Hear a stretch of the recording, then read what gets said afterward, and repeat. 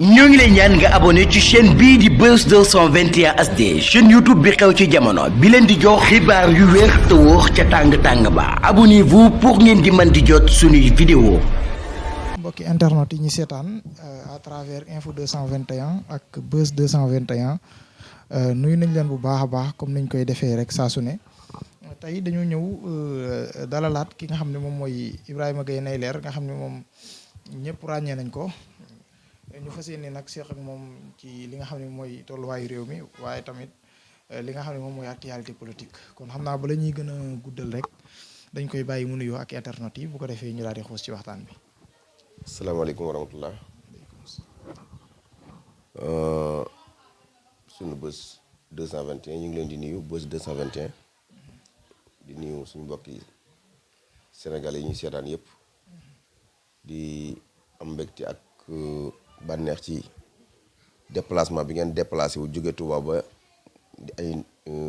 ba ñëw Dakar ñëw fii fekk ñu ci fii ci Parcelles ñu fas yéene seq yéen waxtaan lu jëm ci réew mi loolu nag mbégte bi ma ci am mooy waa Touba ak xale yi Touba ak maanaam yi nga xam ne yéen a yëngu ci wàllu jàllale ay xibaar ak di informer doomu aadama yi mu jaral leen ngeen jóge Touba ba Dakar ñëw fii seet si ñu tey loolu dañ ci am mbégte loolu day wane rek ne sénégalais yi ak jeunesse bi ma gis réew mi ak tolluwaayu réew mi ak ci ni Sénégal di doxee yitteel na leen ba ku ci nekk ca la ngay liggéey rek fas nga yéene dox ci sa waar wu am solo kon nag danaa rafetlu seen teewaay bi ngeen teewaay tey fekk ñu fii ci Parcelles ñu fas yéene waxtaane tàlluwaayu réew mi di leen ñaanal yàlla suñu borom li ngeen bëgg ci réew mi ak fi ngeen yéene Afrique jëm Sénégal yem fa yàlla suñu borom may leen lu ci kaw seen jort kon ñu leen di nuyu rek di nuyu mbokk yëpp bisimilah. jërëjëf Ibrahima ginnaaw ba nga nuyoo ñu jàll ci waxtaan bi dooree ko ci rassemblement bi nga xam ni démb organisé nañ ko fële ca place de l'Obélisque muy rassemblement boo xam ni sénégalais yi dañu génn ngir naqarlu anam gi ñuy caxatee seen milliards wala anam gi nga xam ne doon nañ ko jëfandikoo seen xaalis ci jamonoy mbas mi muy Covid 19 bi ñu gis ngeen amal foofu rassemblement bu am solo waaye tamit ci benn côté bi ñu gis ay genre mën nañ ko wax sabotage yu ay nit def ci benn leader muy Pape Djibril bëggoon nañ tam nga développé ci côté boobu ndaka nga gisee li nga xam ne démb xale yi def nañ ko ci ki nga xam ne moom moo di Pape Djibril Fall ndax jàpp nga ne ni ñu doxee noonu lañ waroon doxee. jërëjëf ñu ñëw ci laaj bi nga laaj rek muy laaj bu am solo bu jëm ci la wàllu rassemblement bi nga xam ne amoon na démb fii ci Dakar mu doon rassemblement boo xam ni rassemblement bu am solo la ci doxinu réew ak it taxawaayu citoyen ak population bu xam li ñu bëgg te it ñu am responsable ñu ko organiser woon te bañ koy organiser xamoon nañ ne réew bu société civile bi taxawee opposants yi taxaw maanaam citoyens yi taxaw di saytu seen alal réew loolu acte bu am solo la ci wàllu démocratie ndax réew yi ko amul yëpp yi amul yu mel noonu lépp dañuy mujj ci guerre civile rek wala ñu indi ci xeexoo ay meurtre di ci am ndax li ko waral mooy ci Afrique dañoo baaxoo suñu chef de l'État yi ak suñu gouvernement yi respecté wuñ seen peuple ci domaine bu nekk ci wàllu seen économie seen économie ak seen santé ak seen sécurité amul lenn loo xam ne nii jël nañ ci considération population yi ñu jiite yàlla dogal nag musal ci Sénégal ba Sénégal doon ay nit ñu xam ne nii peuple bu miir lañ doon peuple bu responsable da am dirigeant yoo xam ne nii ñoo leen jiite malgré que liñ fexe ba déstabiliser Afrique yëpp occidentaux yeeg maanaam les francs surtout francophones yi déstabiliser nañ ko sous-région bi yëpp mais nag Sénégal moo leen xaw a të li tax Sénégal xaw leen a jaaxal mooy ñi nga xam ne nii ñooy nekk di ay ñi fi njëkkoon ci réew mi dañoo taxawaay bu am solo ci fas yéene lépp loo xam ne day déstabiliser am réew rek ñu def ci di ci demee ak xel di ci demee ak xalaat ba ci digg ci 21e siècle nag ñu am tolluwaay boo xam ne musul am ci Sénégal te mën naa ne bi fi Macky Sall président Macky Sall ñëwee ba tey dafa gën a accéléré ndax dafa taseeg li ñuy wax nouvel ordre mondial occidentaux yi nekk ci ginnaawam def coûte que coûte rek dinañ taal Sénégal dinañ ko déstabiliser dinañ gën a coloniser Sénégal delloowaat ko ci buumu jàmm Macky Sall tam yegg si accepter leen ko di ci dox mais malheureusement dafa taseeg sénégalais yoo xam ne opposant bi boo xam ne am na xam-xam ak société civile boo xam ne nii am nañ xam-xam te xam nañ fa mu bëgg jëmee dëkk bi ñu contraire ko taxaw foofu bi coronavirus bi ñëwee daaw muy lu jaaxaloon lu ñu ñoon jaaxal na àddina bi yëpp ndeke loolu lépp di bokkoon na ci seen plan yi nouvel ordre mondial yi rek nga xam ne nii même niñ essayé fii ci Sénégal rek lañ essayé fépp ci àddina bi ba ci Afrique ba ci Asie ba ci Amérique fépp dañ cee essayé ci seen plan bi ñu tegoon ci nouvel ordre mondial pour coronavirus koy gis nag boobu nag Sénégal daf cee def loo xam lu extraordinaire la ndax boo xoolee ci mondialisation dañ leen wax ne leen Sénégal mooy meilleur ñi nga xam ne ñoo dàkk xeex corona ci àddina bi loolu fan la ko Sénégal jëlee te seen système sanitaire baaxul seen santé baaxul seen dara baaxul ñu ne leen yéen a gën a jël meilleur jox leen raayeb ñi dàq xeex coronavirus ci Afrique ci àddina loolu yi boobu yëpp rek ñu ngi dañu bokkoon na ci seen plan yi ñu fexe woon rek pour seen nouvel ordre mondial bi jàll ñu jaarale ko ci président Macky Sall accepté leen ko ak may am lu ma naqari ci médecins yi nga xam ne dañ ko doon continuer encore di ko promouvoir di ko gëmloo nit ñi ak média bi nga xam ne nii ku mel ni RFM ak TFM bu ñu waxaan ci communication ci coronavirus rek da nga yaakaar ne Sénégal moom dëkk bi ñëpp dañuy faatu lu tax lépp dañoo nekkoon ci derrière état di comploter population àddina ak population Sénégal loolu nag mu doon affaire bu naqari lool sénégalais yi sonn ci daj ci coono bu ne coono bi ci sénégalais yi daloon la ci gën a métti mooy dañ leen a jàppoon di leen ay couvre-feu di leen confiner di leen wax restez chez vous ñu leen di tëj ci kaso yi di jàpp nit ñi di leen arnaque ci ay masque takk leen masque yi dee leen raxasu dee leen soroe tëj jàkka yi tëj jumaa yi lépp boole ko arrogance bu métti ci kaw population yi di leen def kenn mënu xam agression yu métti di dóor jigéen ñi di tasaare seen ndugg di jël nit ñi di leen jàpp yóbbu ci prison yi di leen laaj ay 3000 fekk loolu yëpp dara amu ci woon ba yeggoon na ci sax képp ku ne corona amul dañ lay daal di créer problème lu tax nga naan corona amul léegi nag yàlla dogal président Macky Sall ci ak bëggoon a continuer nouvel ordre mondial bi rek ak fexe ba xupp sénégalais yi mu daal di da leen di xiifloo tëj marché yi tëj luuma yi tëj jumaa yi nit ñi sonn di souffrir jaaykat yi lekk yi kenn dootul lekk bu 8 heures jotee ñëpp mu ne leen tëdd leen seen i kër torturation bu kenn musul gis ci àddina Macky Sall def ko population Sénégal dem ba gëmloo ko kilifa diine yi sax jaar ci ñoom ne leen fexe leen ba communiquer pour ne nit ñi nañ takk masque ba Touba sax da nga daan gis ko daan takk masque mais gëmuloon ne corona am na mais sëñ Mountakha Mbacké lañ ko doon moo ko jox ndigal rek tax ñoom fa lañ jaar sëñ Mountakha takk masque ñu sekk masque ne leen sore leen jumaa yi fekk dara amu ci mais loolu métti li taxoon métti moo gënoon a métti mooy booba dafa daaj askanu Sénégal gépp ne leen dama bëgg def laaj xaalis boo xam ne nii muy junniy milliards pour ñu dajale ñun ñëpp ndax dañuy xeex jàngoro ji xeex jàngoro ji nag sëñ Mountakha Mbacké ci baaxam ak yërmandeem jël 200 millions jox ko Sénégalais yi dajale ñu jël ci contribuable askan wi ci budget Sénégal def ci ba muy 1000 milliards mu woote ca palais bi la woo géwél yi mooy traditionnel yi woo mbëri làmb yi woo musiciens yi woo kilifa diine yi woo opposant bi woo ñëpp ñoo xam ne nii ñooy composé nation Sénégal mu woo leen ci palais bi ne leen dañoo bëgg ñu waxtaan ñu dajale xaalis pour dimbale ci nit ñi jënd ab ceeb ba mu ko defee am ñu ne woon Macky Sall xaalis bi du ko jaarale fi mu ko war a jaarale ndax alali Sénégal moom xamu ci lu yàq ak gaspiller ak détourner rek ba ku mel ni président Ousmane Sonko lam ko waxoon lu leer la ñëw na ba ci palais bi waxtaan ak moom ne ko nag alal réew mi kat su ma sañoon buñ ko laajee ba noppi nañ ko teg ci nañ ko nañ am transparence loxo yu set yuñ ko teg mais xamoon na Macky Sall ak njikkoom ak gouvernement am ak mal gestion bi mu yoree réew mi xam na ne fu mu jaar alal ji dana ci sàkkal pexe mu wax kon tel ko artu ba mu ko waxee ñu naan Ousmane Sonko moom nit ñi woote muy politique li naa nga waxee fekk dafa xam Macky Sall président Ousmane Sonko dafa xam kan mooy Macky Sall ci alal réew mi ak ci ñàkk yërmandeem ak ci ñàkk maanaam respecter population bi yàlla dogal ñu jël 1000 milliards jox ko mu jox ko gorom ak jóob si ñu jënd ceeb bi di tasaare kenn ku ne naan ñi am na ñi amul fekk booba sonal na nit ñi bañ sonn ñetti weer yàlla nga tëj leen jox leen benn saako ceeb diwlin la muy jëriñ Sénégalais yi alal jooju nag mu jël ko tasaare ko ñu détourné ci alal bari ñu def ba ren 2 ans après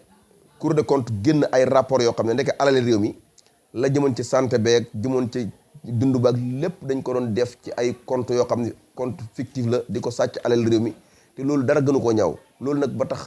population kii société civile dem woote ñu def benn rassemblement bu am solo nag moo ma leen ci remercier sénégalais yëpp ñëpp ñëwoon nañ ndaw ñi ak jigéen ñi def rassemblement jàllale message bu fort ci national international loolu rek moo leen di wane ne peuple boo xam ne nii am nañ peuple boo xam ne peuple bu miir la bés bu faj jotee rek dañ ko faj nañ ko war a fajee démb nag bi ñu wootee wax dëgg yàlla ñëpp ñëw nañ population bi yëpp génn nañ jàllale message bi léegi nag li ñuy exiger mooy li ñu defoon bu mu yem foofu nañ fexe ba ñëpp ñi nga xam ne ni lekk nañ ci xaalis bi ak ku ci mën a bokk ñu jël la boo dee ministre ñu wàcce la ñu ministre bi bu fekkee ne tëj moo jar ñu tëj leen nangu wax xaalis bi delloowaat ko askan wi ndax askan wi sonn nañ bu ñu feebaree duñ faju bu ñu xiifee duñ lekk alal jooju nañ ko delloo si waat te mu bañ a yem ci enquête yi fi daan nekk yi nga xam ne nii président Macky Sall daana ci teg coom-coom dossier bu jot da cay wax rek ca wax ja la yem mais benn enquête judiciaire benn enquête bu sérieux du ci am loolu nag maa ngi koy wax di exiger suñu justice bi nañ jël seen responsabilité ci réew mi ñoo ko bokk ak ñoom Macky Sall alal di réew mi ñëpp ñoo ko bokk suñuy impôt suñuy taxe la ñuy fay mu dajale ko war koo dugal fa mu ko war a dugal kon nag justice bi nañ ñu dimbale ci réew mi ndax justice bi kat lépp lu Macky Sall yi def ci affaire njub la ak njuuj njaaj ñoom ñoo ko ciy jàppale ñu ngi sant ñëpp di gërëm ñëpp ci loolu ginnaaw bi ci Pape Djibril Fall bi nga ma wax kooku moom du ma ci tontu ndax Pape Djibril Fall moom ñun amuñ lu ñuy wax ci Pape Djibril Fall ndax Pape Djibril Fall ñun taxuñ muy wax peuple Sénégal nag ñoom ñoo am seen gis-gis ak yeneen yi nga xam ne ni xool nañ ne Pape Djibril Fall la ay discours am sensé gëmut la muy wax gëmut ci dara day tricher ñu yoxoo ko loolu Ousmane Sonko sax bu fa meloon neneen bu dikkee Sénégalais yi li ñuy réagir rek la ñuy réagir ndax ñun Sénégal rek moo ñu ñor xale itam ñi ma gis nii ndaw ñi ma gis Sénégal leen ñor lijjantiwuñu ay Pape Djibril Fall wala ay Ousmane Sonko wala keneen képp koo xam ne daal yaa ngi taxaw ci wax ci jafe-jafe askan wi di wax ci maanaam réew mi di xool ne réew mi doo nga la ñor Sénégal yi dañ lay apprécier ndax Pape Djibril Fall dafay daan ñëw ko ñu koy tàccu di ko teg ca kaw di ko wax kon nag tey bu ñëwee ñu koy yuuxoo dafa war a seetaan boppam rek daa war a seetaan boppam ndax moom mënoon naa ci bañ a tontu sax ndax tey dégg na def na benn conférence de presse di wax mais ñi muy waxal nañ xam ne ñooñu ñooy séné su Sénégal ndax moom bu dee parti la yor am na ay ndawam ana ndaw ñi démb fañ lay nekkoon ñi nga xam ne ñooy ndaw yi Pape Djibril Fall xanaa moom ñoom ñëw ñëwoon démb waroon nañoo ñëw ndax moom ñëw na woote na pour ñu ñëw ci rassemblement bi kon nag bu ñu koy yoxoo moom ana ay ndawam lii moo leen xam ne population kenn du leen manipulation yi la Sénégalais yi pare créer benn maanaam benn candidat boo xam ne day mel ni opposant te loolu français yi ak européens yi yàgg nañ koy def bis bu ñu demee ba africains yi am benn leader bu jóg rek pour taxaw jëm yoonam rek dañuy créer beneen leader ci côté bi beneen opposant mel ni opposant la fekk ñoom ñoo ko créer mooy ku mel ni Youssou Ndour ak Macky Sall ñoo créé Pape Djibril Fall mais Sénégalais yi kenn mënutu leen ndax manipulation la jurwee ndax Pape Djibril Fall bi mu taxawee di défendre askan wi kenn mësu koo yuuxu dañ ko daan tàccu di ko apprécier tey nag bi mu demee ba walbatiku ànd ak Youssou Ndour ànd ak Macky Sall yaakaar ne mën na jaar ci sentimental pour nax askan wi loolu day nax boppam askan wi noom mën nañu nax Pape Djibril Fall mënul leen ndax ñu la ëpp xam-xam te gone nga te mbooleem loo def xam nañ ko nit ki mënul bañ di contre président Ousmane Sonko ci réew mi ba pare ne da nga bëgg Sénégal mënul nekk c'est impossible sa tricher yi ngay def tricheur bi muy def nii ak di victimiser wu moom du mook Ousmane Sonko moom la ak Macky Sall mi muy opposé bu fekkee ne na opposant la na opposé Macky Sall. jërëjëf Ibrahima. encore une fois démb loolu ñu ko def rafetlu wuñ ko waaye nag kuñ fay sa bor nga mer la nga leble moo baaxul. Pape Djibril Fall bu fekkee ne da ngaa jëw pour réew mi ndaw ñi ñoom moom réew mi munoo fexe bu victime si ànd ak Youssou Ndour ak Macky Sall ñu nekk ci sa ginnaaw nga yaakaar ne da nga mën a victime si ba Sénégal fi ñu jëm muy fas yéene changé réew mi système bi changé nga mën ci dara da ngay nax sa bopp ñu nekk sa ginnaaw nag dañuy nax seen bopp rek yoonu réew mi moo jaar ci yoonu développement moo jaar ci changement système rupture totale personne mënul dox diggante réew mi ak jeunesse bi ma gis pour ñu jëm ne réew mi dañ ko war a changé bu fekkee ne nag dañ laa teg ne la jëlal sa temps pour nga jëm a changé rythme bi nga xam ne ci la Sénégalais jëm muy gëm président Ousmane Sonko ak projet bi da ngay nax sa bopp gis nga bu la gars yi jël ci Ousmane Sonko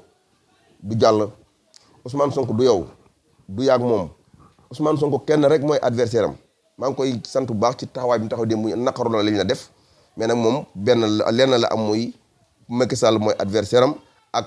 occidentaux yi nga xam ne nii France surtout français yi nga xam ne nii ñoo yàq Afrique yàq Sénégal Ousmane Sonko ñooñu rek lay waxal ma lay dellu si nag tuuti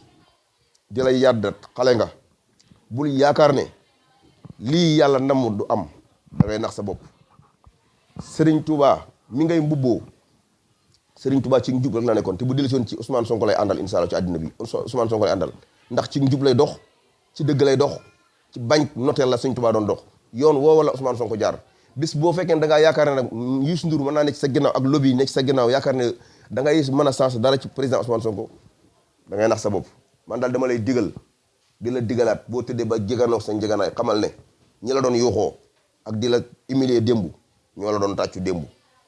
ki la doon tàccu nag bu demee ba xool ne yow mii maanaam tricheur nga wala da nga am ñeneen ñu ne sa ginnaaw ñoom duñu ay dof ay ndaw ñu la gën a jàng képp ñoo nekkoon ci place bi démb ëpp la xam-xam gën laa xam lan lañ bëgg ci réew mi kon nag bu fekkee da nga yaakaar ne mën ngaa victime si ba jaar ci seen kaw seen sentiment da ngay nax sa bopp lii day jàll continuer yoon wi day dox projet Pastef bii day dox kanam la jëm ab saxaar la képp ko jaar ci kanamam mu jaar ci sa kaw. jërëjëf Ibrahima kàddu yi am na solo xam naa dañuy jàll directement rek ci docteur Alfousseynou Gueye bi nga xam ni jamono ji ñu toll jot nañ benn audio boo xam ne si nii Mamour Diallo moo ko ci doon woo di ko harcelé ci li nga xam ne moom mooy certificat médical bi nga xam ni moom la doon muy test bi nga xam ne doon na ko def ci nga xam ne moom moo di Adji Sarr gannaaw boobee itam jëkkoon na fi génn muy expliquer li nga xam ne mi ngi koy dund ñi nga xam ne dañ koy topp à chaque fois tamit ñi mbëkk otoom naka nga gisee mbir boobu ci ki nga xam ne ab docteur la dafay def liggéeyam normal tax ba kanam nekk ci xottu gerte. Alfousseynou Gueye maa ngi koy gërëm di ko sant bu baax di ko delloo maanaam ñaanal jàmm di ko encouragé bu baax nag nit la ku intègre ku digne ku doyloo yàlla gëm yàlla ndax la ma waxoon Mamour Diallo démb rek laa koy waxaat tey dama ko ne Mamour Diallo dama bëgg yow nga bàyyi sa xel ne yow julli gi ngay julli ak woor gi ngay woor est-ce que yaa ngi ciy bàyyi xel ndax yow ñi nga topp nii di acharné wu ci seen kaw ngir ay complot saa boo complot te yàlla feeñal la xanaa da ngaa mën a noppal sa bopp yow yaa ngi complot ak Adji Sarr enregistré la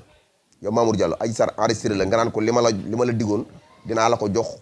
kenn mënu laa génne réew mi ndax xam nañ ne réew mi moom ku la wax mën na la ko génne dalay nax yow saa ko waxoon yow loolu rek da laa jàppoon tëj la ci kaso bi yow Mamour Diallo ndax fukki bakkan ak ñeent dafa dee ci sa complot bii loolu doyul encore nga demaat ci docteur boo xam ne dafa prêter serment ëpp la njëriñ ci réew mi yow doonoo du simple politicien boo xam ne dara xamoo ko détourné alali réew mi ak sàcc alali réew mi ak comploté rek nga fi nekke 94 milliards bañ la ci toppee ba fi mu toll nii leerul waaye nag li ñuy wax nit ku nekk da ngay xool waayam xam nan la mel wax ma sa waay ma wax la si jikko yaag Macky Sall yéen a yem ndax Macky Sall mboolem loo def da cee ànd ak yow jàppale la ci waaye gis nga médecin bii muy Alfousseynou Gueye li nga koy asserné ngir lan mu jàppale la ci Ousmane Sonko am defet da ngay nax sa bopp Ousmane Sonko mënuloo ko dara dafa jub te da ngaa jubadi Mamour Diallo gis nga li nga continuer bi ba combat bi boo ci continuer du la jig wallahi billahi alladi laa ilaha illa boo tey ngur sa tànk da nga am loolu la bett trop ci sa àddina ndax kat yàlla kat bëggul tooñ yàlla bëggul nit ku naafeq yàlla bëggul nit kuy jaxase akat yàqoo askan aw askan surtout askan wu mel ni Sénégal nga xam ne ni diine dafay saf alxuraan saf fi dëgg saf fi nga yaakaar ne mën ngaa dikk rek yow di def ay complot di rey doomi jaamur yi def ay complot di ay jiiñ nit ñi ay viol yooyu dalay indil problème gis nga Alpha Seyni Gueye mi ngay woo ak jàppale gi ngay jàppale di nekk ci ginnaaw waa Kodas ñu walbati ko di jëm a teg comploté ba ngeen commencé ba tey chaque fois da ngeen di échec ba nga créé Kodas bi dugal ci ñoom ay ñoom François Hélène ak ñooñu ñu daw kañ ngeen mas a am ndam kañ ngeen mas a am ndam ci Ousmane Sonko yàlla ngeen di bëreel gis nga lii ngeen di jéem du sotti Macky Sall moo la gën a xam ne podo complot bi ngeen teg yéen ay cuune ngeen te Macky Sall ci la cuune ak Macky Sall nag ci lii laa koy xamee ànd ki nit ñuy complot di ñu viol nga ci dàq ay capitaine di dàq ay kii ay procureur ah di wàcc ay militaire di wàcc ay police lu ne nga def ko yow Macky Sall ngir lan complot benn adversaire boo xam ne mënuloo ko dara xanaa nga mën a teggi sa tànk Ousmane Sonko nikkul nem koo xam ne da ngay jël rek comploté ko mu jàll nga toog ba fi mu toll nii mu ngi ci jàmm te yow mënoon nekkoo ci jàmm yow Macky Sall ndax gis Ousmane Sonko ak gis sa boutique yi nga yemale Macky Sall gis Ousmane Sonko muy am jàmm ak gis sa boutique yi nga yemale mais loolu yàllaa ko def Mamour Diallo nag bu dee moo jël complot bi ànd ak Adji Sarr nee leen nañ dof nañ noppalu Ousmane Sonko peuple bi ñoo ko teel seen bopp du justice bii moo ko teel boppam peuple bi ñoo ko bàyyi ci biti te peuple bi ba tey ñu ngi toog di leen xool population Sénégal ñi ngi leen di xool ci dossier bii nan ngeen ci mujje force da ngeen di teg dossier bi ci suuf ndax xeex bi ñu xeexoon ba ngeen bàyyi Ousmane Sonko ba tey jii fañ nekk dossier bi lu ngeen ci gën a foncé gën a indi seen bopp problème Ousmane Sonko nekkul ne da ngeen koy jàpp tëj ko dem toog Sénégalais di leen seetaan comme ni nga def Karim Wade comme ni nga def Khalifa Sall duñ nangu nag xanaa ñun tam ñun xanaa duñu ay Sénégalais comme yéen Macky Sall. jërëjëf ñu gis ki nga xam ne moom mooy Baye Mbaye MC Niass génn fay audio yoo xam ni Adji Sarr daf ci doon waxtaan ak moom ci lu jëm ci mbirum Ousmane Sonko bi nga xam ni dafa doon confirmer ni daf ko doon taxal mais ci beneen wet bi mu am yeneen audio yoo xam ni mi ngi tudd ci ay personnalité ñoo xam ne dañ leen a ràññee loolu fii Sénégal am ci ñu bëri ñu taxaw ne waaw Adji Sarr loolu mu wax dëgg la alors que ñoom ñoo taxaw woon ci bi Adji Sarr njëkkee wax ñu ne Adji Sarr du ab waxkatu dëgg lan ngay wax ci biir boobu. ma ñëw foofu tuuti encore ci justice Sénégal laa bëgg xaw a tuuti foofu gis nga Adji Sarr mi bu fekkee ne dafa téye maanaam gouvernement bi en otage ci lan ci dossier bi ndax xam nañ ne dossier bi suñ ko defee non lié def ko total Adji Sarr dana génn ne leen yéen a ma comploté xam naa bu fekkee ne loolu ngeen ragal ba tax dossier bi ngeen naan da ngeen def ay procès nangam da ngeen di nax seen bopp Adji Sarr fi mu toll nii dafa leen a poñe boo gisee ma naan procès laa bëgg di forcer justice bi di forcer Macky Sall ak gouvernement bi dañoo xam ne su ne leen forcer leen procès laa bëgg su ngeen ko defut moo wax complot yi loolu la leen fi ne loolu moo dox seen diggante ak Adji Sarr fi mu toll nii dañuy naxanteeg moom pour mu bañ a wax complot yi ñu ko def te moom it li mu leen tegal condition bi mu leen tegal procès laa bëgg la leen tegal léegi nag da leen di forcer ndax fi mu toll nii moo leen ëpp doole. est-ce que tamit projet gi nga xam ne moom lay woote à ndax xam nga lu tax mu ëpp leen doole. da ngeen a dugg ci complot mu yor seen i xam ñëpp ñu ko def. war a pare pour ngeen yóbbu ko procès. wa illaa mu leeral complot bi. loolu moo tax yéen ay cuune ngeen xale bu ndaw 21 ans. te état Sénégal ñaari at yàlla nit ñi dee ñuy tëj nit ñi ci kaso yi te mënu leen a fexe ba atte dossier bi te leen dafa dañ ko violé moom mu ne dañ maa violé répétitif indi ñaari fetal juróomi yoon ngeen woo ko ci yoon indiwu leen fa certificat médical te certificat médical mooy preuve bi nga xam ne nii képp ku jiñ nit viol da nga ko war a teg ci table ji indiwu leen certificat médical te certificat médical bi ñu leen tegal dañ leen wax ne leen xale bi kenn yëggut ci moom jotiwut ak Ousmane Sonko dara moom mu waxal boppam ne Ousmane Sonko séquma ak moom dara ba man noppi mënu leen a jël dossier bi def ko sens yi def ko noonu kon dafa yéen dafa mel ni Adji Sarr dafa leen téye ci coin mais gis nga fi leen Adji Sarr téye ci coin yi yéen justice bi laa wax ñi nga xam ne yéen a yor dossier bi ak Macky Sall ak Mamour Diallo yéen ñi nga xam ne yéen a yor dossier bi bëgg ko yóbbu procès te mënut a nekk ni leen Adji Sarr téye nu ko raw la leen peuple bi Sénégal téye peuple Sénégal ñoo nungul dossier bi ku ko yóbbu ay procès seen caaxaan yi du ngeen jël Ousmane Sonko di ko yóbbu procès ndax ñun duñ ko nangu ma wax leen lu leer bu fekkee ne Adji Sarr da leen teg pression ne force procès laa bëgg su ngeen defut procès ma wax complot bi moo tax ngeen bëgg ne procès day am procès bi bu ngeen ko taxawul ci kaw asamaan si bu fekkee ne procès bi ni ko ci kaw asamaan si procès du am xanaa procès bi ngeen yóbbu ko ci kaw asamaan sa rek waaye bu ngeen ko fekkee ne fii ci suuf lañ ko defee procès moom du am. est-ce que tamit nekkul li nga xam ne moom la ko Mamour Diallo waxoon ne ko bis bu sa procès jàllee visa bi nga xam ne wala passeport bi nga xam ne wala tukki bi nga xam ne ñoom ñi ngi la ko doon dig wala moom personnellement mi ngi ko doon dig dana ko jox est-ce que nekkul loolu tamit moo tax à chaque fois Adji Sarr di yàkkamti li nga xam ne moom moo di procès. non xam nga du loolu temps bi moo gàtt si ñoom procès dossier bi dañ ko war a vider balaa 2024 ndax 2024 Macky Sall day jóge ci réew mi te dañoo bëgg dossier bi ñu leeral ko balaa 2024 dossier bi mu leeral ko nag dafa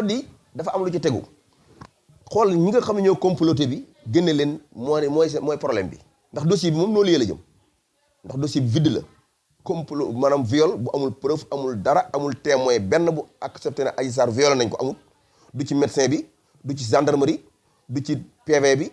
du ci Ndeye Khady Ndiaye du kenn koo xam ne nii am na témoin bu taxaw ne Adji Sarr wax na dëgg amul encore li nga xam ne mooy preuve bi tax ñu naan viol am na muy preuve matérielle muy certificat médical dafa weddi ne viol amul léegi nag ñoom ñu am problème temps bi ñu am mooy 2024 dafa jóge te incha allah taala xam nañ ne président Ousmane Sonko ak yoon yu mu jaar nemmeeku turam bii nga xam ne mu ngi ciy jóg su ko paree fii ak 2024 incha allah taala bu yàlla namee ne dana doon président Sénégal mooy doon président Sénégal temps boobu nag moo gàtt si ñoom moo tax ñuy profité waaye nag may jiwal Maham Diallo di la neex Maham Diallo na nga bàyyi sa xel ci dossier bi jëlal sa responsabilité yàlla na la yàlla jàppale yàlla dëgëral la ndax métti na pression bi métti na fu nekk côté bu ne yaa nga am pression menace bi nga jóge côté bu ne waaye nag da nga gëm ne menace bu la waaye mën a teg yàlla ëpp doole ñëpp Macky Sall amul doole maanaam bakkan yàlla du ko jël te jotut na nga jël sa responsabilité yàlla ne ñaanal la yàlla jàppale la encore may wax ne président Ousmane Sonko mii incha allahu taala dossier bi yoonam nekkatu ci dossier bi kan moo ko yor Adji Sarr ak i mbokkam non Adji Sarr ak waa Macky Sall ak ñoom Mamour Diallo ak ñoom ñi nga xam ne ñoo defoon complot bi ñoo yor dossier bi léegi nag dañoo xamul dossier bi nan lañ koy def pataab bu tàngale ci seen loxo te bañ cay dugg sëñ Mountakha Mbacké yàlla na yàlla guddalu fanam lool te may ko wér waxoon na Macky Sall ne ko tegal dossier bi ci suuf jafe-jafe yi ñu am est-ce que bu ñu defoon la sëñ Mountakha am waxoon dana am kon du am alal ji sëñ Mountakha defoon 50 millions yi mu ci defoon kon du yàqu doomi jàmbur yi ci dee kon duñ ci dee ñi mu tëj ci kaso bi encore nan ay terroriste dina leen génne billaahi doom ñi nga tëj ci kaso bi seen àq képp bu la dalee du baax ci yow du baax sa njaboot Macky Sall ndax doomi jàmbur nga tëj ci kaso bi justice bi nag ñoo la ko tëjal doomi jàmbur yi nga tëj mel ni Diop Taïf ak nga xam ne deful dara ngeen tëj ko ci kaso bi Ndongo Diop deful dara Fadilou Keita deful dara ngeen di ko tëj ci kaso bi fu ngeen ko teg mboolem ñu ne ci kaso bi ñu tëj détenu politique yëpp waa Pastef lañ te Macky Sall ñoom ñi ngi détourné suñu alal di sàcc suñu alal di détourné ay milliards di rey nit ñi dee ci hôpital yi dara du mujj musuñoo gis ñu rey ay nit fii ci hôpital yi ñu ngi leen bàyyi dox seen soxla mais ñi nga xam ne defuñ dara wax ab vidéo ñu tëj leen ci kaso bi ban justice lañ yor ñi rayoon liir yi fii ci Daara Jolof seen yaay ñu ngi jooy ana ñoo ñi ngay taxaw dox seen soxla médecins yi rayoon fii 11 personnes 11 liir médecins yi leen rayoon fii ci Tivaouane ñi ngi doxee seen soxla seen mbokk di jooy nga jël ku defu dara tëj ci kaso bi Bougane Gueye Dany mi nga xam ne nii dafa def détour maanaam foo béyal def nara na nërmeel économie Sénégal yaa ngi ko bàyyi muy doxee soxlaam nga jël suñu ñi nga xam ne nii ni nga wax ci réew mi neexuñu rek ni nga yore xaalis bi réew mi neexuñu rek nga tëj leen ci kaso bi mais arrête quoi te kilifa diine yi li la seetaan kilifa diine yooyu di la seetaan nga rus leen bokk wala ñoom bis bu dëkk bi amee jaxasootam ñoom itam ñu war a xalaat nii dañoo tëjoon suñuy doom te ñun defuñu dara en tout cas daal maa ngi interpellé kilifa diine moom ñoom laay wax lii mbirum troisième mandat mii nga xam ne ni ñoom xam nañ ne Macky Sall bu ko laajee dëkk bi tàkk ñoom ñëpp xam ko xam nañ ne Macky Sall bu laajee troisième mandat dëkk bi dana tàkk ñu ngi ne cell te bis bu ko laajee dëkk bi ay bakkan yu bari dina fi tuuru kon nag seen responsabilité ñu door a wax balaa biyee woy mbuus 31 décembre nag maa ngi koy déglu ba xam dina ci wax dana laaj wala du laaj en tout cas daal xam naa ne bu laajee dëkk bi ay bakkan nar cee dem bakkani Sénégal nar cee dem na jàpp ne bakkanam mën na cee bokk moom Macky Sall bakkan ak njabootam mën na cee bokk ndax bakkanam ay gënul suñuy bakkan ay bakkan ak njabootam gënul suñu bakkan ak njaboot troisième mandat moom bu fekkee ne leer na la ay bakkan ci des nga laaj ko boo bakkan yi ci nar a des sa bakkan mën na cee bokk bakkan sa njaboot mën na cee bokk ak képp kuy défendre troisième mandat loolu dafa war a leer kon moom mooñu moom suñu constitution kon quoi ndax kon moom bi muy laaj réew mi ci moom la dépendroon est-ce que bi muy laaj réew mi di laaj sénégalais yi moom troisième mandat ci premier mandat bi ci moom la dépendroon ci constitution wala dépendroon ak askanu Sénégal kon nag bu dikkee ba taxaw dernier moment mu taxaw Amérique di wax ak Joe Biden naan ko ci man la dépendre dafa xamul dara dafa bëgg bew da koo jopp rek ak nguur waaye xamul ne nguur gi 2024 incha allahu taala moom dootu nekk président Sénégal mu neex mu naqari mu tàng mu sedd incha allahu taala doo doon président Sénégal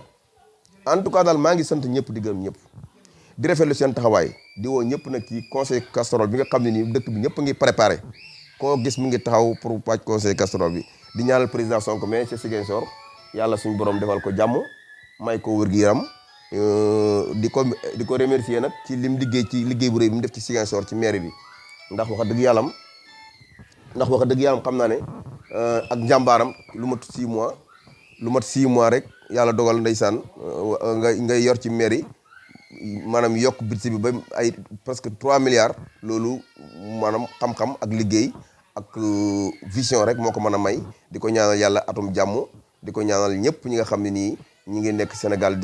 di seen i soxla di la ñaanal atum jàmm di ñaanal sëñ Mamadou Mountakha Mbacké yàlla suñu borom guddalu fanam mottali naa la ay yéeneem ci réew mi te ndey di jooy nag alaaji Abdou Assis Sy ndeysaan di yàlla suñu borom guddalu fanam suñu borom yokki leeram ndax alaaji Abdou de mu réew mi masaan taxaw fii ba toll fii ci dëgër ci metti ci nar a jaxasoo yëkkati kàddoom daana ko def ca kaw muy ku mel ni ak ñu mel ni sëñ Abdoulaye daana yëkkati seen kàddu ca kaw te it ñun jooyati nañ te réew mi am nañ ci tiit am nañ ci njàqare jooju ñu am nag moo tax ñu ñaan kilifa diine ñu jaax ci ndax réew mi kat wax dëgg yàlla mën nañ cee def ndox mu sedd balaa mu kii balaa ñoo nekk ay sapeur pompier nekk ay sapeur pompier mooy nekk ba rek réew mi tàkk nit ñi dee ñu door a wax loolu moom ma ko doon ñaan rek képp koo xam ne sa kàddu daal mën na cee wax ba réew mi du dugg ci guta dugg ci caaxaan ñu ngi lay tàllal wax wasalaamaaleykum minallahi taala wa barakatuhu